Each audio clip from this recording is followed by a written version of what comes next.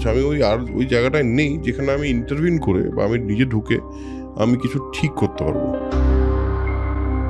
13 নম্বর বছরে এসে অজ্ঞাতবাসে তোমরা ধরা না পড়ো, তাহলে ফিরে এসে আবার রাজত্ব পেয়ে যাবে। হ্যাঁ, চলো খেলবে এসো।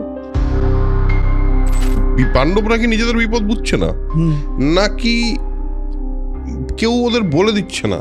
মানে কোথায় প্রবলেমটা কোথায় হচ্ছে? যথারীতি শকুনি তার পাশা ফেলে বলো, এই দেখো আমরা জিতেছি। ক্লিপ পাণ্ডবদের, মানে এই যে সব নপুংসক পাণ্ডবদের কন্যা দিয়ে দ্রুপদ কিন্তু খুব ভালো করেনি।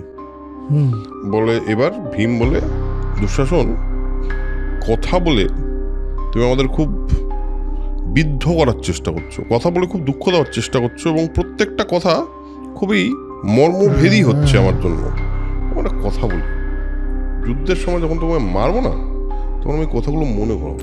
দুর্যোধন পিছন যেভাবে ভীম যাচ্ছে, ভীমের মতো এরকম করে ওকে একটু অনুকরণ করে মিমিক্রি করে একটু মানে ব্যঙ্গ করার চেষ্টা করলো। তো ওকে বলে, দ্রৌপদী বলছি তোমার এইসব স্বামীদের, এই যে পতিত স্বামী এরা সব, এরা তো কিছুই করতে পারবে না, এদের সেবা করে তোমার কি আর লাভ আছে? বরং তুমি এই কৌরবরা রয়েছে, এদের কাছে সম্পদ আছে, এবং কুশ হাতে নিয়ে যাচ্ছে, মৃত্যুর সময় লাগে।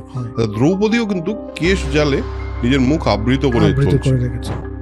আর ধৌম্য কেন গান করছে আর কুশ হাতে নিয়ে যাচ্ছে, একটা টিজার দিয়ে যাচ্ছেন, রিভিউ দিয়ে যাচ্ছেন যে এরকমই হবে। কিন্তু দুরাত্মার দুঃশাসনের যে রক্ত বলেছি আমি, সেইটা আমি কিন্তু সিংহের মতো করে পান করবো, তুমি সেটা দেখবে দাঁড়িয়ে।